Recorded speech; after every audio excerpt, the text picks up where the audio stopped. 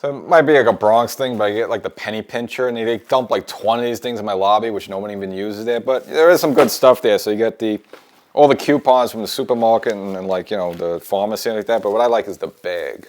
You can blow it up.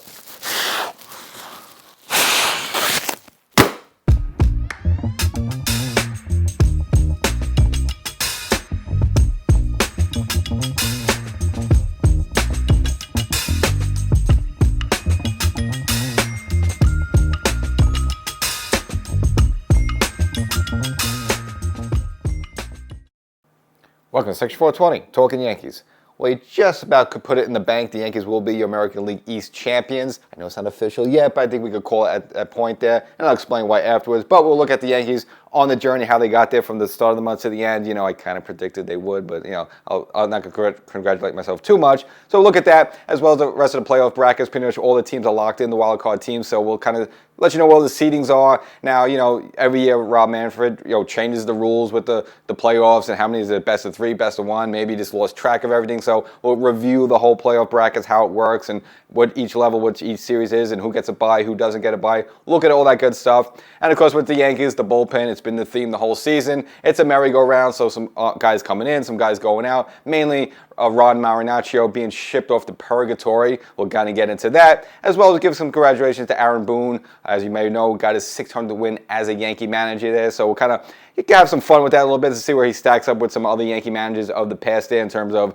wins as well as ejections. Little hint there, Boone gets thrown out a lot there, so let's see if he's the leader. But again, I don't want to get too much ahead of that. And plus, we'll look at, more importantly, some of the weaknesses that the Yankees do have, because now if they go into the postseason there, where they could be vulnerable. I've been harping at the bullpen, of course, but of course there's also a position which I think could be vulnerable for the Yankees there. So we'll examine all that good stuff. But before we get started, as you might know, as you might have heard, there's a rumor out there. There's an audio podcast version of the show. So as much as you like seeing me, you can get my takes much more frequently via the audio, via the ears. But you have to go wherever you get your favorite podcast. Look for Section 420 Talkin Yankees, the podcast. And of course, right now, if you're watching on YouTube, happen to be doing that, make sure you subscribe if you haven't done already. And if you're watching somewhere on TV, just flipping around like, hey, this is a pretty cool show. I like to see it and hear it. You got a lot of work to do. First, go to YouTube, subscribe there, and go to wherever it's your favorite podcast, subscribe there. Get yourself everything, because it's going to be a pretty good playoff run, I think, for the Yankees there. So you want to get all my wisdom, all my knowledge, all my takes. Or if I really predict something so wrongly, you at least have the proof then to hit me with it. So get the proof.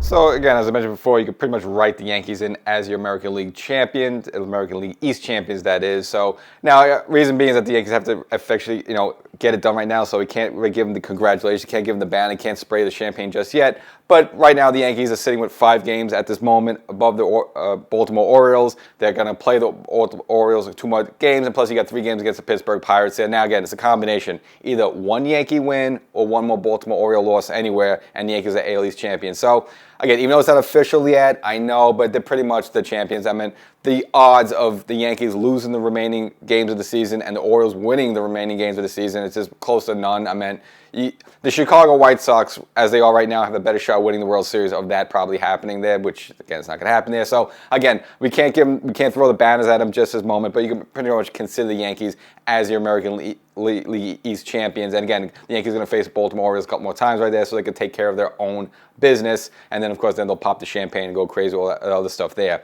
Now, as I mentioned before, that, we kind of feel that, I at least felt this was going to happen because, a couple episodes ago, I looked at both the Yankees and the Baltimore Orioles, what their September looked like, and the teams they were facing, and the records of the team they're facing. And again, the Yankees had a much more favorable schedule. Now, the Yankees might have been up like by 2 or 3 games at that point anyway there, but the Yankees had the more favorable schedule, so it just felt more, that the Yankees would get the American League East. And, of course, the Yankees, they kind of been trending upwards, very recently. And you look at the home series against the Boston Red Sox, they take 3 out of 4. Then they go on the West Coast trip, which usually tradition with the Yankees, doesn't matter the year, the team, the uniform, who's there, who's not there. The Yankees always struggle on the West Coast, but not this time. Take 2 out of 3 against the Seattle Mariners, which during that series they clinched a playoff berth, where at the very least they'll be in the playoffs. So even if the AL East fails, which is not going to fail, but even if it does, they're still in the postseason, so that's the good news. But nevertheless, take 2 out of 3 against the Seattle Mariners there, and go against the Oakland A's there and can completely sweep them. And so the Yankees are on the upswing with there. Versus the Orioles, had been scuffling lately before that series with the Yankees at Yankee Stadium, having lost 10 of their last 14 games there. So, the Yankees had kind of been trending upwards. Baltimore's trending downwards. And you thought that final series at Yankee Stadium would, mean a lot more, and it came very close to doing that. But even if the Yankees, again, as I mentioned before, even if they lose all those 3 games at Yankee Stadium against the Orioles there, you still have 3 games at home against the Pittsburgh Pirates there. And I cannot see the Yankees getting swept at home against the Pittsburgh Pirates. That is not going to happen there. Nor I don't think they're going to sweep by the Baltimore Orioles there. So again, you can pretty much write the Yankees in as the American League East champions. Now this is really how many wins they end up with in the season there, because that could determine are they a first seed or a second seed like that there. So that could still be in play there. So you still want to win all those games out. You want to be a top seed team, mainly because, of course, you want to get that first round bye there, which is most important there. But again, it gives you an opportunity to relax your players a little bit, set up your pitching rotation how you want it. And we kind of saw a little piece of that in the Oakland series there. You saw Cole for the first game, Rendon for the second game, and Luis Gil there for the third game. And that's probably 1, 2, 3 what you're going to be looking at when the Yankees, do engage a team there in the first round there.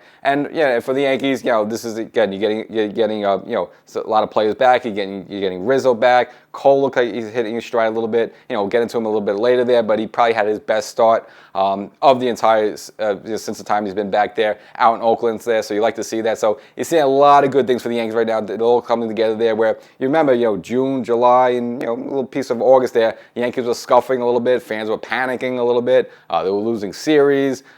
There's still some things to be cleaned up with this team there. But this is like really the first time everyone's back. Everyone seems to be clicking a little bit there. So you're seeing a lot of good stuff from this Yankee team right now. Hopefully, though, they could carry that over into October. Now I'll get into the whole playoff bracket thing in a moment there, but I want to go back to an issue that was getting a little kind of old right now, but I remember fans were kind of mentioning that the Yankees, when they did clinch the playoffs there in Seattle there, obviously they did the celebration, they put the goggles on, had the champagne going and all that stuff, and people were like, hey, why are you celebrating a playoff berth there? I really had no problem with it. And again, I'm one of these people where I don't like small things. I don't like putting a banner up. You see some teams put a banner up, hey, we're the wild card champions. I think that's weak there. So again, I'm usually not for those things. But in that particular case, I don't know why people are critiquing the Yankees on that one. I mean, it was very subdued. It was in the clubhouse. You clinched a playoff berth where you didn't even make the playoffs last season. Not only did you not make the playoffs last season, you only won 82 games there. So, you want to celebrate that. And look, it's a long season with these guys, all the ups and downs, the injuries. I mean, look at Garrett Cole, how we started the season. We thought maybe possibly we're going to lose Garrett Cole to surgery. We did lose some guys to surgery, like John Loizaga. And then you have someone like Anthony Rizzo, fractures his arm. You know if he's going to come back or not. He ended up dead. So, look, he's happy for himself. You get someone like Jazz Chisholm Jr. coming here. He's excited to be part of the team. He wants to be a champion. He loves being a Yankee there. He wants to celebrate. So, again, you have all the ups and downs of the season. So, they give the guys one night as they clinch a playoff berth there with everything that's going on, all the critique and all the people saying fire Boone, fire Cashman, fire this person, fire that person. Give themselves a night just to relax a little bit, pop the champagne. I had no problem with it. It wasn't like they ran out onto Seattle's field and started taking team photos and selfies and going crazy on the field like that. Okay, that would be like, hey, dude, you didn't win the World Series, so calm down a little bit. In that case, I'd say, hey, that's a little too much. But the fact that he's kept it in the clubhouse there, I don't think it was a big deal. I don't even know why anyone commented on that. I understand it's kind of just clinched a playoff berth. It's not like you won anything technically yet, but still to get in the postseason, it's tough. And you just look what happened to the Yankees last season. Other than Soto, you pretty much had almost the same team last year, and they only won 82 games. Now I know because of course Judge missed 50-something games with the toe injury there and stuff like that, but still, it's not easy to make the playoffs. And the Yankees have been hearing all the chatter throughout the whole beginning of this season, again with all the injuries, all the stuff, all the bad play, especially that rough patch they had, as mentioned before, between June and July there. So they've been hearing all that stuff. I'm sure they always say, "Oh no, don't listen to the media." They know what's being said about them, and they've heard some boos. We've seen some players get booed, such as like Gio Constant, maybe taking an offer, striking out 4 times there and hearing boos like that. So if you want to give the guys a night just to relax a little bit, it was not a big deal. So I guess this would be the entree of the episode, the actual playoff bracket itself, and who's in, who's out a little bit, and how many rounds are there, and how many teams face each this, and who faces that, and all that stuff there. So we'll answer all those questions for you. Now, this is a bit of a fluid situation as I'm speaking right now there, so obviously we still have a few more games left in the regular season there, so this could change a little bit there, so I'm not going to go too crazy on, who's going to end up in a 5th seed, who's going to be the 6th seed there, because we just don't know yet, especially in the wild card. Those teams, those 3 teams that get it in there, relatively close in wins there, so it's hard to predict who's going to end up where. But overall, give you kind of an over-glancing view of the teams and the division winners and stuff like that, where you can almost put it in the bank there. Again, as mentioned before, it's a fluid situation. But nevertheless, so first of all, I guess we'll look at the American Leagues. That's what we're concerned with. National League, nothing worth mentioning right now because it's just that's their own world, and maybe a Mets podcast will cover that one there. But we're concerned about our Yankees there. So now this is as of before the actual Baltimore series between the Yankees and the Baltimore Orioles in late September there. So again, these wins and losses might fluctuate a little bit right now, but the Yankees. At 92 wins right now, they're 5 games ahead of the Baltimore Orioles, which is why, again, I say put it in the bank. They'll be American League East champions. And if you look at the other division winners right now Houston standing, they got the AL West at 86 wins there. So that's 6 wins less than the Yankees there. And if you want to look in terms of the seeding, and of course you have the Cleveland Guardians, who quietly had themselves a pretty good season there right now at 90 wins. Now in their division, they're ahead by 7 games. So you could put it in the bank as well. They're going to probably be your American League Central champions. Houston's definitely your American League West champion. That's confirmed because they did pop the champagne already, so that's all in the bag. So if you want to look at those 3 division winner teams there, right now the Yankees will sit in the number 1 spot, again, with their 92 wins, which is definitely Houston's not going to catch them with their. Cleveland potentially could be. Again, Cleveland will have to literally win the rest of the games out the rest of the regular season, which is probably not going to happen there. So you could almost pencil in the Yankees as your number 1 seed team there, as your American League East champions. And the good news with that, of course, they'll get a first-round bye. They won't have to face anybody. So the first and second seed teams, which right now I would put the Cleveland as the second seeded team. Again, if everything goes away, they'll be a second. So both Cleveland and the Yankees will get a first-round bye. They won't have to face any sort of elimination like that. And then Houston, got off to a terrible start of the season. Got to give got to tip your cap to them, even though they're a hated rival. Had a really good second half to get themselves in. And again, the American League West is not exactly strong. I mean, Seattle did not have a good season. Oakland's terrible, and of course the Los Angeles Angels of Anaheim, of Oakland, California, of Anaheim, of Orange County, that is a complete disaster there. So it's not like Houston had a tough fight there, but again, they got off to a bad start to the season. Had a lot of injuries, especially the starting pitching staff there, and they're able to pull it all together there and get themselves into postseason baseball there. And they're in there it's like their 6th year in a row. They've been a division winner there, so for them, so you almost expect them to put them in. But nevertheless, let's get to the other teams there. So the team that was chasing the Yankees, the Baltimore Orioles, they officially clinched a playoff berth. Again, they would like the AL East, but they're just not going to be able to get it there. But they're going to be one of the wild card teams. And right now, the second, as we stand right here, as I was saying this, it looks like the other 2 teams will be Detroit and Kansas City there. So the AL Central well represented here during this postseason run there. So if you look at your 6 playoff teams in the American League, you got the Yankees, you got the Cleveland Guardians, you got the Houston Astros, and then the wild card you have the Baltimore Orioles,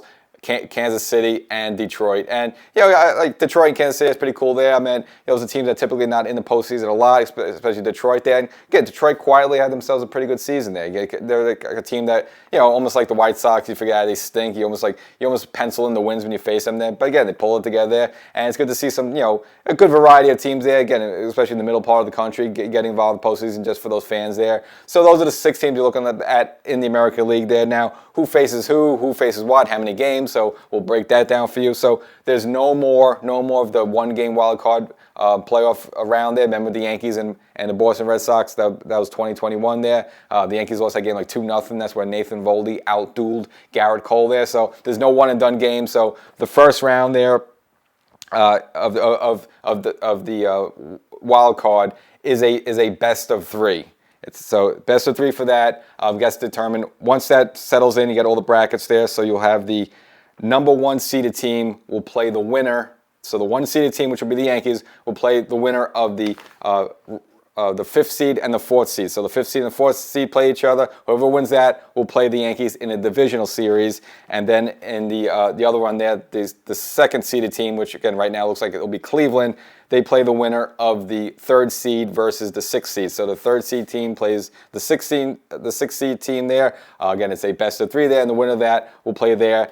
So that's where and then you'll have your divisional round. Of course, the divisional round, that's always traditional, same. That's a best of 5. So, you would have potentially Yankees versus the 1 or the 4 seeded team. Whoever wins that goes to the championship, and then that championship, American League Championship Series, that's the same as always. That's a best of 7, and then last but not least, as we all know, the World Series, that also hasn't changed. That's also a best of 7 there. So hope you got all the stuff. I dumped a little information on you, but I'll do as a quick summary in case maybe you went to get a cup of water or something like that. So you got your 6 teams. You got the Yankees, Cleveland, Houston, and then in the wild card you got Baltimore.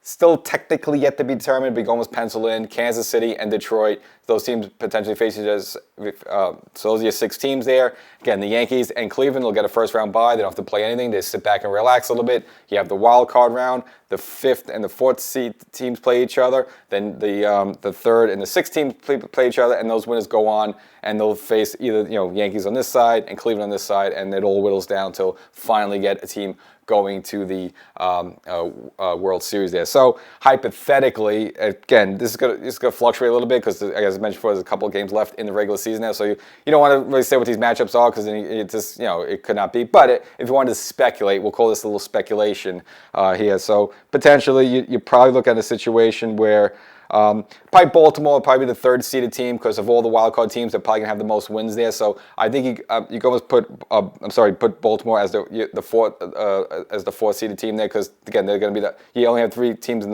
the wild card there. So you'd probably put Baltimore on top. Kansas City, Detroit. I mean they're very close to each other, so it's really fluctuate. But you're probably looking at a situation where a team like probably Detroit plays Baltimore as the 5th and 4th seed teams there, and over on the other side there, you're probably looking at in that case, I guess be Kansas City and Houston as playing in that wild card round there. So again, Houston again for them not only having less wins than the Yankees of Cleveland there, they're gonna have to go fight there in the first round there. So you're probably looking at again a situation of Houston versus KC there. Baltimore versus Detroit here. Now, the winner of the Baltimore and Detroit one will go on to face the Yankees, and of course, the winner of the KC Houston one will go on to face Cleveland there. So again, that's very early, very speculative, but that's what you're looking at there. So look, you have a situation now potentially if you're Baltimore. Obviously you don't get the American League East, but you want to get your revenge against the Yankees. Well, you have potential then in the divisional round to knock the Yankees out there. So that's what you have to look forward to for there. And of course, it's probably the way it's going to break down now. You probably look at a situation where Houston's probably just the way it always happens. Houston will probably definitely win their first round. Now Houston versus Cleveland straight up, that could be a little interesting, but I just think experience-wise, Houston probably just comes out like that. Again, they've been here, done that before in the postseason. Again, they don't always win the World Series, but again, they're very playoff. They got a lot of guys there that are battle tested, as you know. So, you're probably, which we all know is going to happen, you're probably looking at maybe, potentially, most likely, another Yankees-Houston American League Championship showdown, best of 7 there. So if everything breaks the way it should, that's probably what you're looking at there. Now, if you're a Yankee fan, I've heard some Yankee fans, yes, bring them on. I want to beat Houston finally. I want to get revenge again because you need to slay the dragon in a way in order to get your championship. You want to go back to 2004 with the Boston Red Sox. They slayed the Yankee dragon finally, and then they went on to win the World Series in 2004. You almost feel the same way a little bit. You want to slay that Houston Astros dragon, and then you feel that that'll bring you to a World Series championship. So I've heard some Yankee fans, they want Houston. Some Yankee fans don't want Houston. I personally don't want Houston. It's just, how many times do you want to hit your head against the wall and realize, maybe I should stop hitting my head against the wall? Again, maybe the Yankees are better than Houston this season, possibly, but I just don't want to see them at all. I would rather somehow, if it works out, let Cleveland knock Houston off. That's fine. I'm sure as a Yankee fan, remember a couple of seasons ago, Yankees usually fare much better against the Cleveland Guardians. I don't know what it is totally, but they feel very comfortable against them. They play well at Progressive Field. Again, we saw it in the postseason a couple of seasons ago, and even during one of the 2020 COVID, Yankees and Cleveland also locked up there, and the Yankees won, took the 2 games out of the best of 3 series there. So I think if you're a Yankee fan, you'd rather see Cleveland in the American League Championship Series. I don't want to see Houston there, but again, very early, very speculative, but that's the playoff bracket. That's what you're looking at. So, of course, in the playoffs, obviously pitching is important, but also defense. And now, I mentioned before in some previous episodes, again, I think the Yankee bullpen is going to be a bit of an Achilles heel. Just have a lot of inexperienced guys in there. Even the fact, look, you're happy with Luke Weaver. Now they transitioned him as a closer there. But again, has he closed big games in the Yankee uniform in the postseason? No. So a lot of uncertainty in the Yankee bullpen. But I think another spot where the Yankees will be very vulnerable is at third base. Now, we know we got Jazz Chisholm Jr. there. We like his excitement. We like his versatility. He can play the outfield, and also he's a natural shortstop. He can play there technically in a pinch, but of course the Yankees now have him at third base there. Now, I think that could be a little bit problematic for the Yankees there. Again, he doesn't have a ton of experience. He does have 7 errors up to this point, there. So, if the ball, and of course, he's going to have, as I say, the ball will find you. So, in a big spot there, can he make a big play? Is he going to botch a ball? Can he turn a double play in time? I don't know. That could be a little bit problematic for the Yankees. Now, I think the Yankees are kind of stuck with him there at third base. I mean, really, only options there if you're going to put John Birdie there, which you're not really going to do it. And again, he's missed a ton of time. I know we like some of his extra inning slides to win the game there in recent weeks, but other than that, I don't think you're going to have him starting games for you in the postseason. I mean, offensively, you look what Jazz could bring to you versus John Birdie, and it's just not even close. You're going to have to go with Jazz there. And because the other option might have been Oswaldo Cabrera there, but again, overall, still, you like what he's had himself a decent season. He's a switch hitter. Again, he's had some experience at third base. He's not like a whiz there. He's not a Gold Glove or anything like that there. But he's probably might be a little bit more competent at third base than Jazz is. I don't know, but with Jazz, what he could bring to the table there with his offensive production, with his speed there, and again with his livelihood. He's just he's a cheerful guy. He's a hyper guy there. I think he sparks the team up a little bit there. So you're gonna have no choice but go with him at third base there. But I just have a bad feeling that there's going to be a play or a situation, a ball's going to find him, and either he's going to botch the ball or not turn the double play again because he doesn't really have a ton of experience there. But again, the Yankees really have no choice in the matter there. You just got to hold your breath and maybe just hope the ball gets hit to somebody else. Now with Garrett Cole, since he's been back with the team in July, you haven't seen really the Yankees stretch him out much. I mean, a lot of his starts, I guess, initially with 5 innings and then maybe 6 innings, and we haven't seen really much length from him. We know we had the situation down in Texas where he came out for the 7th inning to warm up, but then he had some cramping in his calf, so they had to yank him out there. So, as the sort of quote-unquote ace, and again, he's still Garrett Cole, one of the best pitchers of the game in his prime, you'd like to see him go a bit longer than that. And it was kind of concerning, at least to me, that you didn't see the Yankees really, give him much of a leash there in terms of innings pitched there. But finally, we saw a start like that out in Oakland, as I highlighted at the top of the episode there, going 9 innings, just giving up 2 hits, 1 earned run, 1 walk, and 7 strikeouts. Now, it's kind of a weird thing. He went 9 innings, but the game went tied into extras there, and then the Yankees had to win an extra inning, so technically he didn't get the complete game, but he went 9 innings. And, of course, Soto, with a big base hit in that game to put the Yankees ahead, and, of course, Luke Weaver came on for the save there. But good to see the 9 innings from Garrett Cole. You just want to see that. Obviously, you're not going to make him do that in the playoffs there, but, you like to see him stretch out. You just don't want to see someone only going 6 innings there a little bit because, again, for Garrett Cole, that's just concerning. Other pitches, it's kind of, par for the course, but you don't want to see that from Garrett Cole. But another important, of course, piece is going to be Carlos Rodon as well. And you look at September, again, as you mentioned, a lot of good things happen for the Yankees in the month of September, mainly, but also one of that is Carlos Rodon, again, who's had some of his ups and downs this season, got off to a good start, then hit a rough patch, but really rounding into form, and that's what you like to see going into a postseason. And just right now, look up to his September starts. As of this moment right now, he had a September 3rd against Texas, goes 6 innings, 1 earned run, 11 strikeouts. September 9th against Kansas City, again, 6 innings only 2 earned runs, 9 strikeouts, 2 strong performances back-to-back. You had the September 15th start against the Boston Red Sox. Only goes 5 in the 3rd inning there, okay, but still only gives up 2 earned runs, has 5 strikeouts, and then the latest game, again, at least up to this point, was that second game in Oakland, the Saturday game. The Yankees won like 10-0. He only went 6 innings, no earned run, and 4 strikeouts there. So, again, not getting much length for him, but in Carlos Rodon's situation, that I don't mind because they probably view his stuff as starting to flatten out after 6 innings. They figure, all right, they got the form and pull him out after 6 there. So in his case, I don't worry about that. For him to go 6 innings is fine there. But again, really dominating stuff. But Garrett Cole is someone we know that could go 7, 8 innings normally. So it's just concerning when he only goes 6 innings there. But the fact that at least he got that one good start on Oakland on the belt where he went 9 there. Again, that's a good healthy sign going into the postseason there. And for Carlos Rodon there, again, he's never done something like this on this level there. So again, a little nuance for him there. But seems to be pitching at his strongest right now. And I guess the Yankees, they have their analytics and stuff. They look at his stuff, his breaking ball and stuff like that. They probably determine that, look, maybe he starts losing it after 6 innings. They'll determine, take him out where they can. And if that's what works, that's fine with the format, especially in the postseason. You got so many arms lined up there. You only really maybe need a starter to go 5 there. But if you get 6 out of him in the postseason, you'll definitely take it. And we have to congratulate Aaron Boone again during that same Oakland series. A lot of things happened in the Oakland series. He was able to earn his 600th win as a Yankees manager there, so congratulations to him. Kind of crazy he's been here this long, but if you want to look on the all-time list there, he's number 6. So if you think of all the Yankee managers, and some people don't like Boone and say he's kind of not tough enough, all this stuff there. Look at all the Yankee greats and all the Yankee great managers there. He sits right now at number 6. At number 7. He's looking up at number 6, and who's number 6 was his predecessor, Joe Girardi, right now with 910 wins there. So, Boone has about 300 wins to go there, so it's probably going to take another maybe 2 or 3 more seasons. And will he be around after that? We don't know him, and technically, it could be his last year as a Yankee manager right now. So again, we don't know if he'll be back, but will remain to be seen. But at least right now, again, number 7th all time with 601. I guess that's where he is right at this moment there. So he's not going to catch Girardi this season. He'll probably take a few more again if he's still around in a Yankee uniform. And kind of just look at some of his other stats, just kind of see where he ranks against all-time other Yankee managers. Now, this one was the craziest. So right now, he has 39 ejections all time, and that puts him at number 1. So you look at all the Yankee managers, all the arguing, all the stuff like that. This guy is number 1. That includes Billy Martin, kicking and cursing at umpires there. Even Boone breaks his record by miles there. So, if you're Aaron Boone, if this is your last season there, at least you could take away that you're the all-time Yankee manager leader in ejections with 39. Now, funny enough, I kind of looked around a little bit, who's even close to him.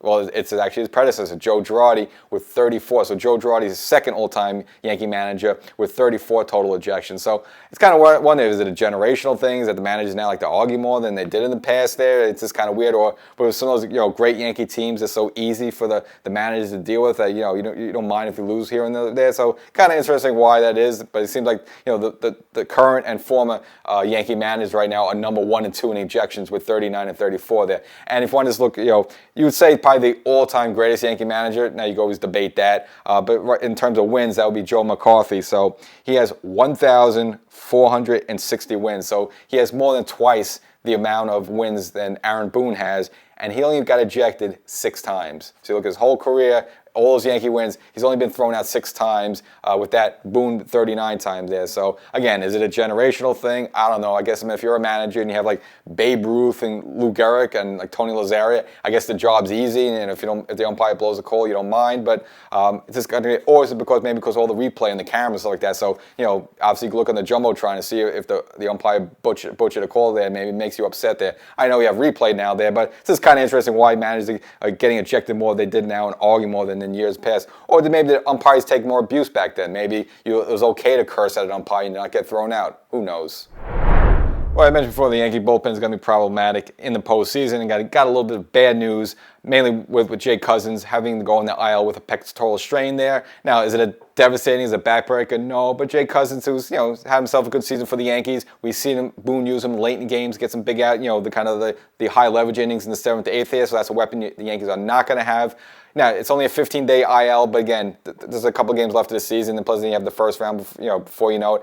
I don't know if there's time for him to rehab and come back and be effective there. So essentially, you're probably done with him for the rest of the season, most likely. And of course, some bad news with Ron Marinaccio, the hometown kid, the guy from Jersey Shore. Unfortunately, the Yankees have abused him, bringing him up and down, optioning him away like this all season long. We'll finally designate him for assignment. Got him put out on the waivers there, and the Chicago White Sox picked him up there. So if you're Marinaccio, you go from the hometown team, your favorite team, probably maybe one of the best teams in baseball, to the absolute worst team in baseball, the Chicago White Sox there. So you got to feel sorry for him, and plus the Yankees never really gave him a full chance there. So if he comes back to face the Yankees and he plunks Judge in the butt, I wouldn't mind.